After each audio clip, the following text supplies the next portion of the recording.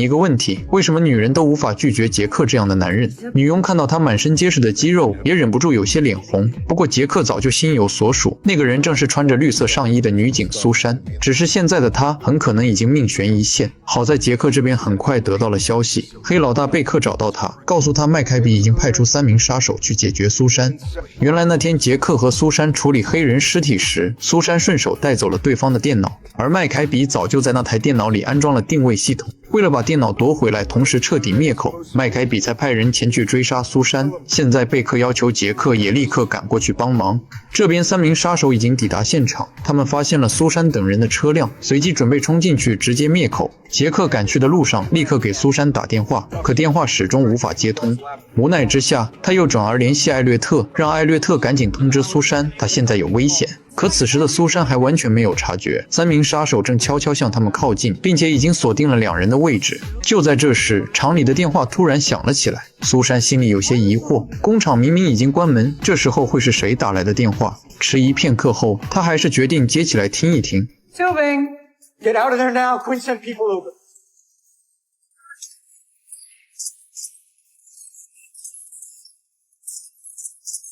好在杰克及时赶到，刚一下车，他就听见厂房里传来了枪声。杀手看到杰克后，还真以为他是自己人，结果刚一回头，杰克就直接朝他的光头开了一枪。另一边，苏珊也差点被杀手击中，好在他反应够快，才勉强躲过一劫。可慌乱之中，苏珊不小心把自己的警徽掉在了地上。要是这枚警徽被杀手发现，杰克的卧底身份很可能因此暴露。幸运的是，杰克抢先发现了地上的警徽。就在苏珊准备击杀最后1名杀手时，杰克突然从背后捂住了他的嘴。He's the last one. It'll look suspicious if there's another ambush and I'm the only survivor. Get to the south exit. When you get close, yell for Villeneuve to follow. I'll make sure you get out. You're tracking Angel Doll's laptop. Where is it? My car. Can you drive away? Throw it out the window. Go. 随后在杰克的火力掩护下，苏珊和同伴顺利撤离。等杀手追出来时，他们早已经开车离开。最搞笑的是，杰克还装模作样的喊杀手上车追人，结果一脚油门下去，故意把车开进了泥坑里，气得车上的杀手当场破防。可这家伙也不算蠢，之后向麦凯比汇报时，他认出苏珊他们使用的手枪是政府配枪，因此基本可以确定这几个人就是联邦特工。回到房间后，杰克开始思考该把这枚警徽藏在哪里才最安全。最后他将苏珊的警徽塞进了枕头里，毕竟有时候最危险的地方反而最不容易被人怀疑。然而另一边，一直被苏珊关押的司机却突然出了状况。为了逃出去，他故意哄骗年轻特工艾略特，让对方帮自己点一根烟。没什么经验的艾略特转身去拿烟时，司机立刻抓住机会，将桌上的酒精倒进嘴里。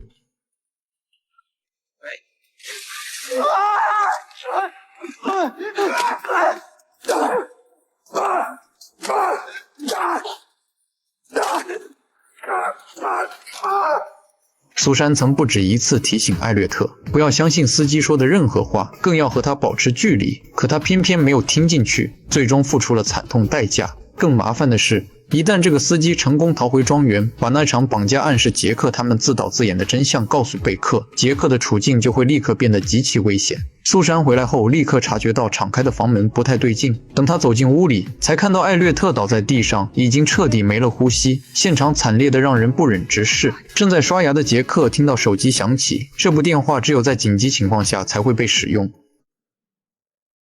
No way you'd risk getting me killed by calling unless it was something really important. Elliot's dead and the bodyguard's gone. You gotta get out of there. By now, he already told Beck the kidnapping attempt was a fake. If he had, Pauly'd be up here right now tearing my head off. 杰克判断司机应该还没来得及联系贝克，于是决定半路截住对方。随后他让苏珊打坏附近的变压器，这样包括庄园在内的整片区域都会陷入停电。紧接着，杰克开始故意吓唬贝克，说这很可能是杀手趁机上门寻仇，随后主动提出去庄园外唯一的通道口守着。没想到贝克竟然完全相信了他的说法，可杰克前脚刚开车出去追杀司机，贝克后脚就下令搜查所有人的房间，因为最近发生的一连串怪事已经让他怀疑身边藏着内鬼。如果这个时候有人在杰克房间里搜出那枚警徽，那杰克就彻底暴露了。忙着处理司机的杰克此时还不知道庄园里已经开始搜查，他和老警察一起把车推翻，横在马路中央，伪装成一场车祸。为了让现场看起来更真实，老警察甚至直接躺进了车里。没过多久，司机果然开车赶到，道路被堵住后，他只能下车查看情况。What the hell? This is for Elliot.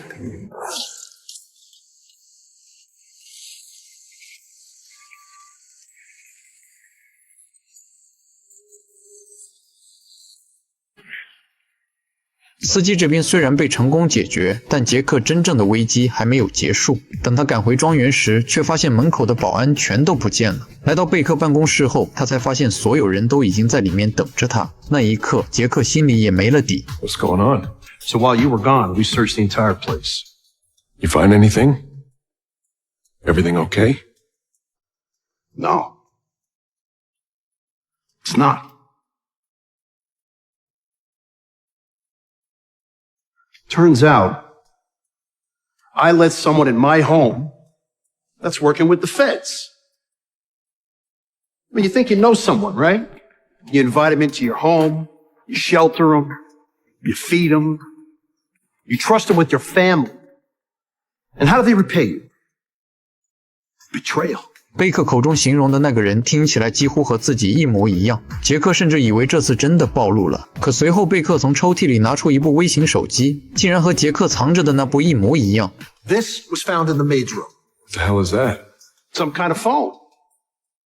She was giving out details about our business. 原来庄园里的女佣也是一名卧底，贝克怀疑的人并不是杰克。这个结果让杰克也有些意外，因为女佣平时对他一直很照顾。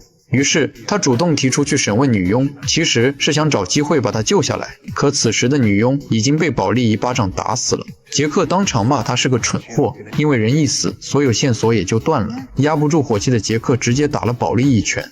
可即便杰克身材高大，在2.1米的保利面前依旧显得小了一圈，而且根本扛不住对方的重拳。保利一拳下去，杰克就被打倒在地，口鼻流血。而第二天，杰克也即将迎来真正的生死考验，因为麦凯比点名要见他。说到这里，就不得不提杰克和麦凯比之间的旧账。当年杰克还在军队里担任调查员，手下有一名女徒弟叫科尔。在一次调查麦凯比的行动中，科尔不慎落入了这个疯子手里。等杰克赶到时，科尔已经被麦凯比折磨致死，整个人被吊在半空，脱光衣服，放干了血液。麦凯比残忍的手段也让杰克怒火中烧。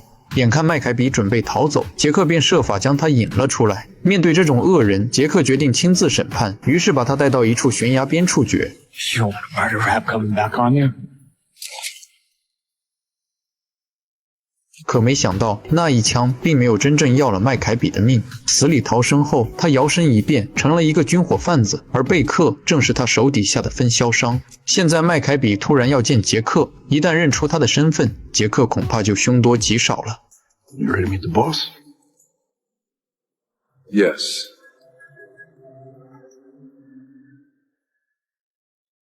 I've been waiting for this moment for some time now. 杰克将黑帮车库里所有的车子轮胎全部打爆，因为他的卧底身份暴露了。随后他开着铲车准备强行冲出去。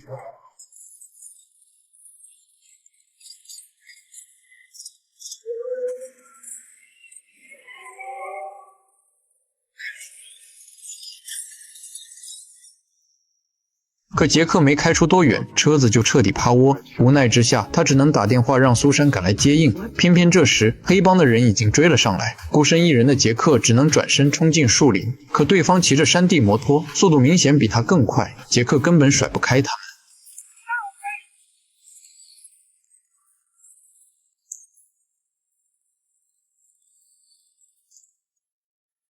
很快，他就被逼到一棵大树后面，黑帮火力凶猛，子弹不断打在周围，杰克一时间很难还击。趁着对方更换弹夹的短暂空隙，他果断起身，抬枪打碎了摩托车灯，四周瞬间陷入一片黑暗。按理说，杰克完全可以趁机逃走，可他并没有这么做，而是来到河边，将淤泥抹在脸上，因为接下来他要真正进入杀神模式。作为退伍军人，丛林作战本就是他的强项，凭借对环境的利用和敏捷的身手，黑帮杀手被他一个接一个解决。当最后一名杀手看到同伴尸体时，杰克突然从背后用绳索套住了他。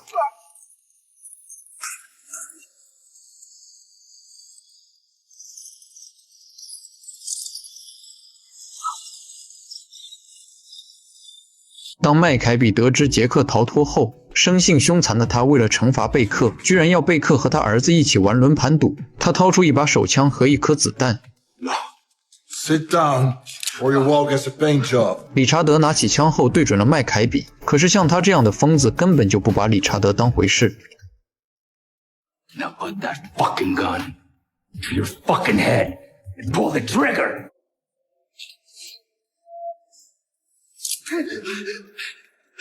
I said, do it again! I'm begging you! Do it again, please! Do it again! Do it again! Come on! Please stop! I'll fucking give you anything. I'll give you anything. 为了保住儿子的命，贝克愿意把所有的家产都转让给麦凯比。然而，即使这样，麦凯比还是要割下贝克一只耳朵。然而，死里逃生的杰克却迎来了桃花运。他和苏珊本就相互喜欢，所以接下来的亲密接触那就是水到渠成了。接下来的画面不好看，我就给大家跳过了。而贝克这边为了报复麦凯比，摆脱他的控制，他决定跟杰克合作。因为贝克非常清楚，现在只有杰克能救他和他儿子。贝克将麦凯比进行军火交易的时间和地点都告诉了内格利，地点就选在庄园内。杰克和苏珊他们半路劫持了麦凯比的货车司机，然后坐着他们的货车来到了庄园，而看门的还是2.1米的大块头保利。等会杰克将跟他来一场生死对决。2辆货车没有按要求停进仓库，很快引起了保利的怀疑。杰克只能让苏珊几人先进入庄园寻找机会，自己留下来牵制保利。Whoa! I'm talking to you.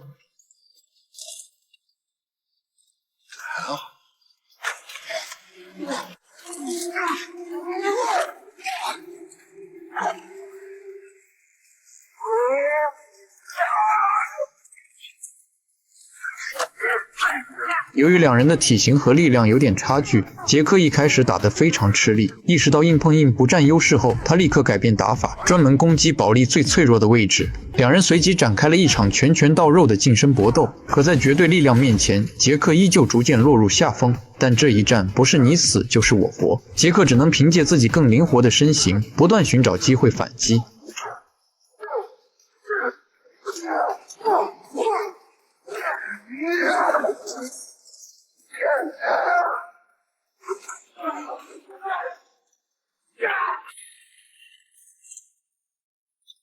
很快，保利一把掐住杰克的脖子，而杰克也趁机戳瞎了他一只眼睛。打斗中，2人撞断了旁边的柱子，随后一起被压在废墟下面。没想到保利率先醒了过来，为了彻底解决杰克，他拿起铁链缠住杰克的脖子。杰克也在这时醒来，可已经无法挣脱脖子上的铁链，整个人被保利硬生生吊了起来。保利以为这一次杰克必死无疑，可杰克根本不肯认命。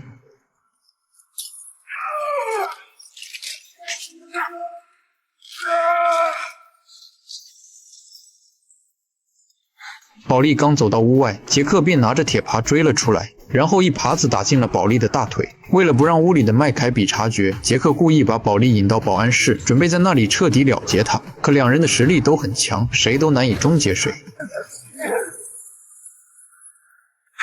You shouldn't have fucked with me. I'm bigger than you. I'm stronger than you. 原来刚才杰克把子弹调了个方向，保利这才把自己给打死了。庄园里的苏珊这时也在一间房里发现了被麦凯比囚禁的线人特蕾莎，可看她浑身无力、意识模糊的样子，显然是被人下了药。这种状态下想直接把她带走几乎不可能。偏偏就在这时，一名中东男人走进了房间。原来麦凯比是打算把漂亮的特蕾莎献给自己的客户。 Are you ready to have some fun? I do like a little fight in a woman. Then you are gonna love me. Leave them where they are. I should shoot your dick off for what you were about to do. But you won't, will you? Because my man is right outside the door. You fire, he comes in and shoots you. Not if I get him first. You might. 这个军火商面对苏珊并没有表现出多少害怕，因为他很清楚，只要苏珊敢开枪，他和特蕾莎都很难活着离开。与此同时，杰克还在武器库里，准备将这里彻底摧毁。也正是在这个时候，军火买家赶到了现场。Fuck.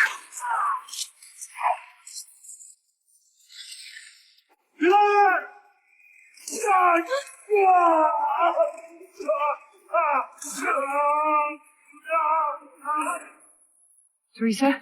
苏珊想趁机带走神志不清的特蕾莎，而杰克也端着枪冲进别墅，一路清除拦路的人。麦凯比意识到交易计划已经彻底失败，便直接杀掉买家，抢走了那笔钱。逃跑途中，他正好撞见理查德，于是立刻把理查德当成了人质。就在麦凯比准备去拿武器时，贝克举着枪赶了过来，逼他放开自己的儿子。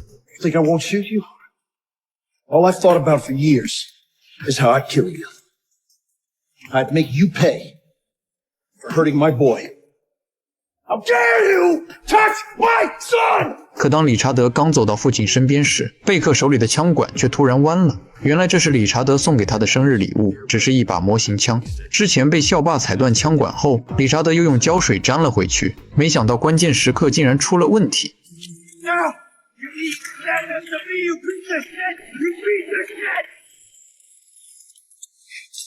Fuck you!